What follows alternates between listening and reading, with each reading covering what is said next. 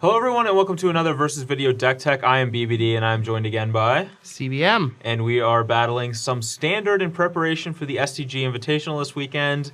And this one's a bit of a doozy, as they say. Yeah, we're doing a lot of serious testing here. You know, I want to take my hat and turn it inside out because it's time to rally. I guess. A little bit of rally hat action. Let's go ahead and take a look at this deck. It is a Abzan Rally the Ancestors deck. Now, this is a deck that I was looking through some Magic Online daily results, and it's a deck that kept putting up 3 1s or 4 0s. So I decided to take the deck.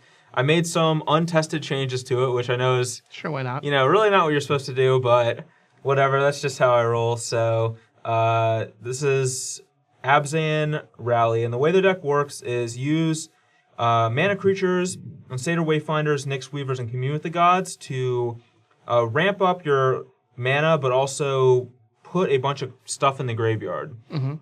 And then you're going to use Rally the Ancestors, generally speaking for X equals 5, to put all your creatures with converted mana cost 5 or less from the graveyard into play. Mm-hmm. And they don't get haste, and you have to exile them in your next upkeep. But the trick here is that all of our creatures have, well, most of our creatures have nice come into play effects.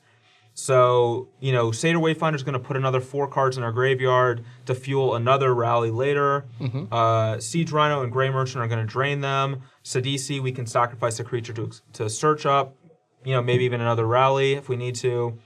Merciless Executioner is pretty sweet because not only does it serve as like a removal spell for one of our opponent's creatures, but sacrificing one of our own creatures is actually a good thing because the creatures from Rally the Ancestors get exiled. So any opportunity we have to sacrifice them to get them back in our graveyard is just going to help future rallies. Mm-hmm. So, putting a Merciless into play so that we can sacrifice a Rhino so that our next rally gets to put Rhino back in is pretty sweet.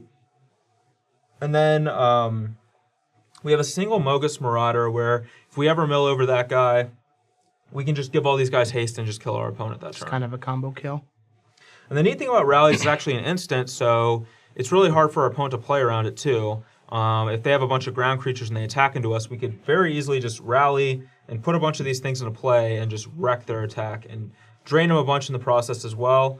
Nyx Weaver is also pretty interesting with rally because Nyx Weaver, the way rally works is it's your next upkeep, not the next upkeep. Mm-hmm. So you actually, if you put in a Nyx Weaver with it, you actually get to trigger the Nyx Weaver to put 2 cards into your graveyard, and you actually get to use the ability to return a card from your graveyard to your hand before exiling all your things. So with Nyx Weaver, you actually get to use the ability on it, which is pretty awesome.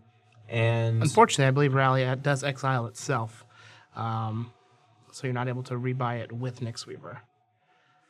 It does, yeah, Rally does exile itself. However, between Satyr Wayfinder, Commune with the Gods, and Nyx Weaver, there's a good chance there'll be another rally in our graveyard. Not the one that we're casting, but another one.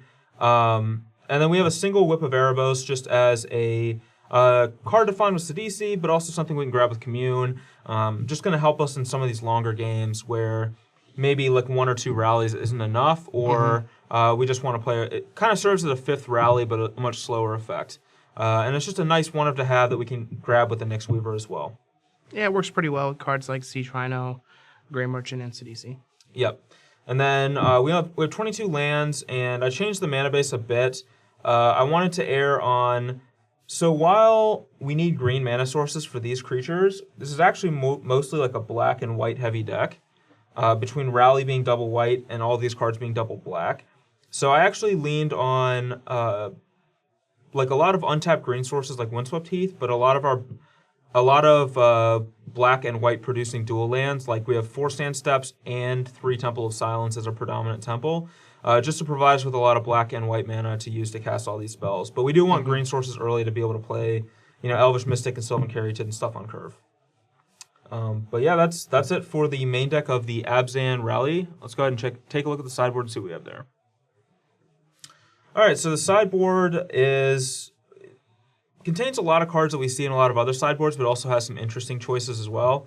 So we have our Thoughtseize and our Drowned in Sorrows, which are pretty standard fare against the kinds of decks where these cards are good. And then we have another Murderous Cut just as an extra removal spell and a couple of End Hostilities. And End Hostilities is actually fine in this kind of a deck because a lot of our creatures are pretty bad anyway, and it doesn't really matter that much if we are destroying all creatures when we can just rally them back into play. Yep. It's a little awkward with Sylvan Caryatid and Elvish Mystic, but the rest of our creatures don't mind being destroyed.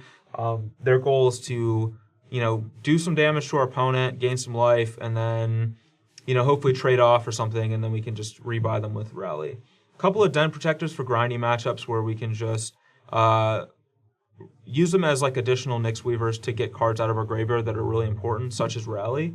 A single Hornet Queen, because that card's just really well positioned right now.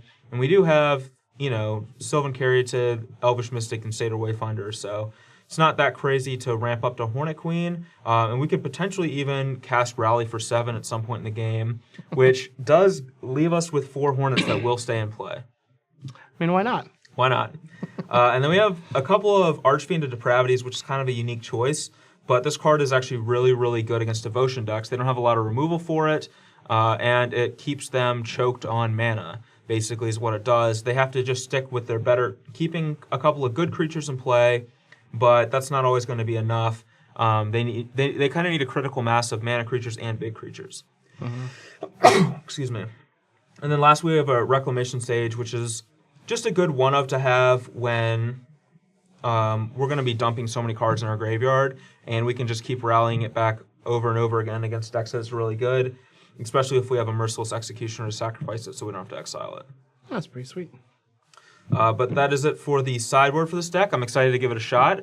Not played any games with this, and it looks pretty awesome, so hopefully it plays out pretty well. And make sure you stay tuned for CVM's deck tech as well. He is playing a green-red Devotion deck, and then also stay tuned for the battles where we see which of these two decks will rise on top.